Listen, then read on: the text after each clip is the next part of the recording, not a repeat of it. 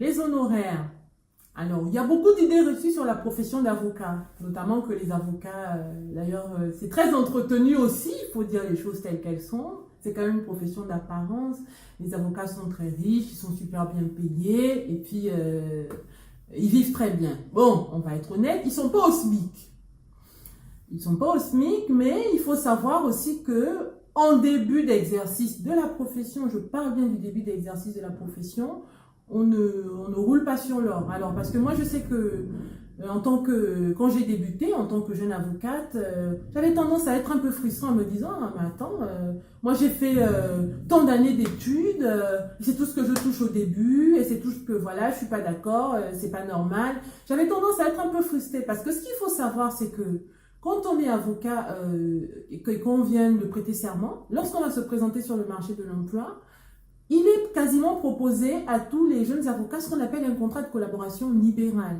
Alors, le contrat de collaboration libérale veut dire qu'on va nous donner une rétrocession d'honoraires pour traiter les dossiers du cabinet qui nous emploie et en nous laissant la possibilité de développer à côté notre clientèle personnelle pour qu'éventuellement, soit on puisse s'associer, soit on puisse s'installer.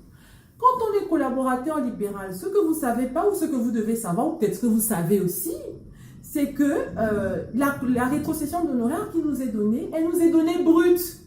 C'est à nous de provisionner. C'est à nous de provisionner ce que nous devons payer en termes de cotisation sociale. Et en général, au moins 40%. Je vous explique. En fonction de la taille des villes et des barreaux, vous percevrez, si vous êtes à temps complet ou à temps partiel, vous percevrez une rétrocession d'honoraires. Donc, ce que vous allez toucher, il faudra penser systématiquement à mettre 40% de côté pour payer vos appels à cotisation sociale qui sont énormes. Moi, on me l'avait dit à l'école ou alors je l'avais vite fait vu. Mais c'est quand je suis rentrée dans l'exercice de la profession que je me suis dit, wow, les premières années seront difficiles. Donc, les premières années, c'est vrai qu'on bénéficie d'exonération parce que on vient de débuter et puis que l'État estime que, bon, on ne va pas de suite saler la facture. Mais au bout de 2 ans, quand on a plus le statut de jeune avocat, mais je peux vous assurer que ce n'est pas quelque chose d'évident. Mais j'insiste quand même dessus. Au début, c'est difficile. On ne va pas se mentir la face. On ne va pas se voiler la face, autant pour moi. Au début de l'exercice, c'est difficile. Franchement, c'est difficile.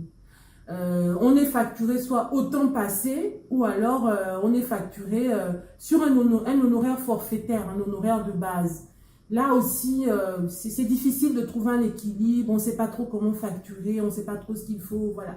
Et ce que nous rétribue l'État au titre de l'aide juridictionnelle par rapport au travail qu'on abat, franchement, et pour ce qu'on fait, moi je trouve que c'est pas non plus conséquent, même si c'est juste ce qu'il faut. Donc, il faut savoir qu'il y a, voilà, il y a 2 types de façons de facturer. Soit au temps passé, soit alors les honoraires forfaitaires. Et puis, on facture aussi en fonction du client.